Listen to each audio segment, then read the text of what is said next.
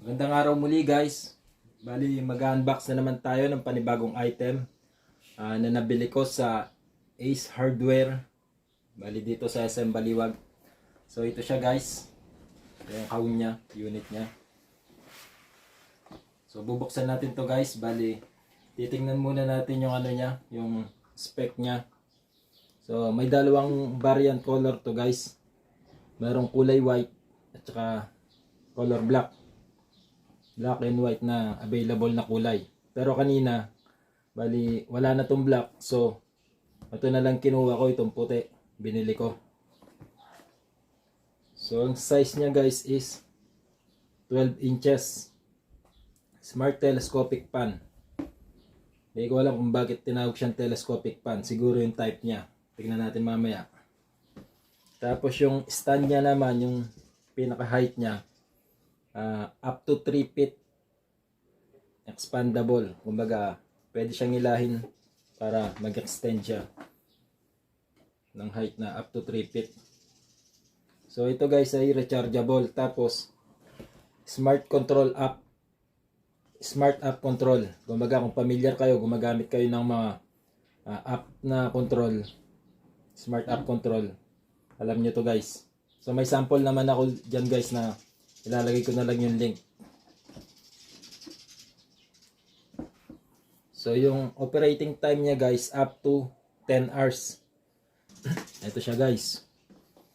Bali sa number 1, up to 10 hours yung ano niya, oras na itatagal niya. Sa number 2, 8 hours. Sa number 3, 7 hours. Sa number 4, mas malakas, kaya lang, mas maiksi na yung oras niya. 4 hours na lang. So, yan guys. Yung charging time niya naman ay 12 hours. So, indicating ng pag-charge niya. Halimbawa, pinlug mo na siya, charge mo na siya, nakakonect na. So, habang nagbe-blink siya, so, it means na nag-charge siya. Tapos, pag nag-steady na naka-green, hindi na nagbe-blink, so, full charge na. Siguro, mula empty hanggang sa mag-full siya, yun yung tinatawag na 12 hours. So, yung battery niya guys, ang kinagandaan nito, lithium battery ito guys. 3.7 volt, 10,800 milliamperes. Mataas na yun. Balikat ng ba siya ng isang power bank na 10,000 milliamperes. Ang battery niya, 6 na pirasong 1,800 lithium. So ito guys, ang kinaganda nito, pwede mo siyang palitan pagka sa katagalang paulit-ulit na ginagamit mo na siya. Siyempre, ihina na rin yung battery niya guys, pero madali siyang i-remove. Removable, kumbaga, lithium battery. Na hindi siya nakainang para mas madali siyang matanggal. Yung DC 5 volts input niya, kumbaga, pwede natin gamitan ng adapter na 5 volts. 5 volts to amperes to guys, yung charging niya, adapter niya. So, yung cable niya guys is type C. At ito guys yung QR code niya. Bali, scan natin to guys. Tapos, lilitaw yung link na pwede nating i-download itong apps. At doon tayo magsa-sign up. Gagawa ng account. Para makontrol natin siya gamit ang cellphone na pag power on off. Para hindi na tayo tatayo kung gusto natin i-off at saka i-on. So, ako siguro hindi ko nagagamitin to. So, ito guys. Yan kabuang itsura niya. Bali, let's go guys. Buksan na natin guys. Yan, nakasil pa siya. Bali, 1 year warranty nga. Tsaka, 7 days replacement. Kung may sira siya, kung ba na-testing naman namin kanina, okay naman siya. Bali, yung na lang, yung warranty na lang. 1 year warranty.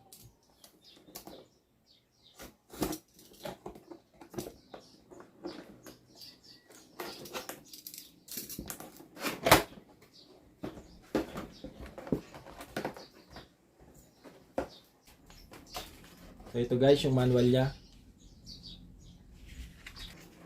Kompleto naman ng detalye guys. Dito makikita lahat sa manual niya.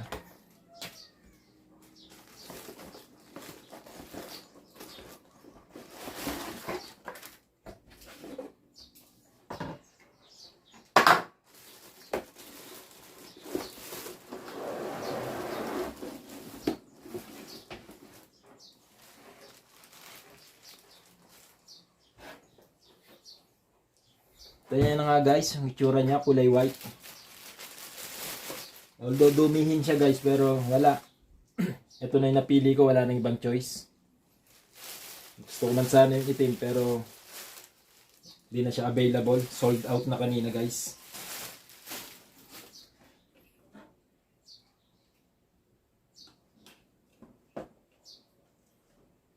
So ayan guys, ang itsura niya.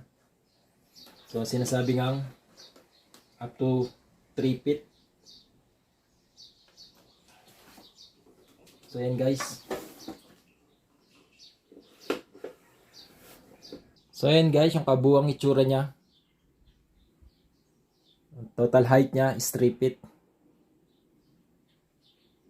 So tingnan natin yung power button niya guys.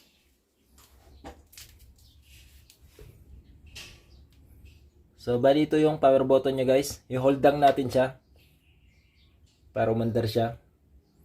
Yan guys, nagbi-blink. So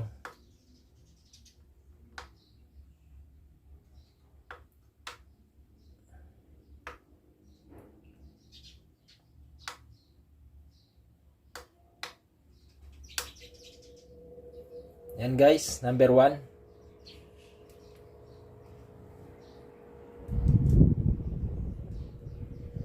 Yan guys, gumagana siya.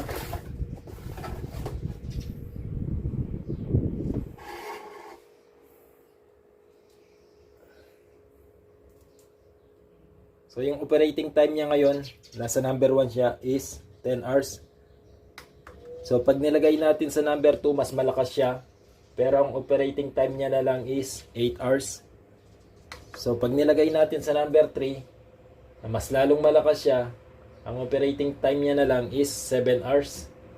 So pag nilagay natin sa number 4, mas lalong malakas siya, ang operating time niya naman bababa ng 4 hours na lang. So yun guys. At itong sa likod niya guys is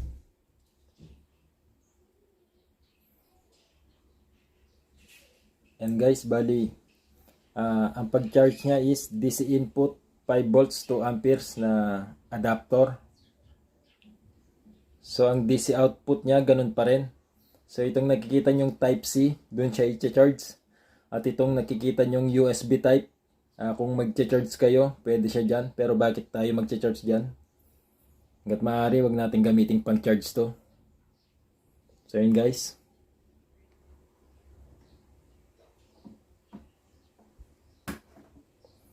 So bali yung itsura niya sa likuran guys, ito.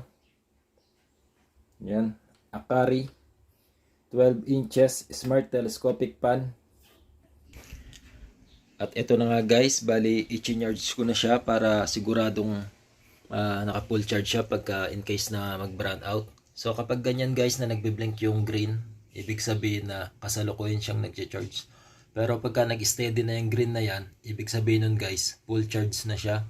So ayan guys, hanggang dito na lang muna. Kita-kits na lang ulit sa susunod na pag-unbox natin. Goodbye!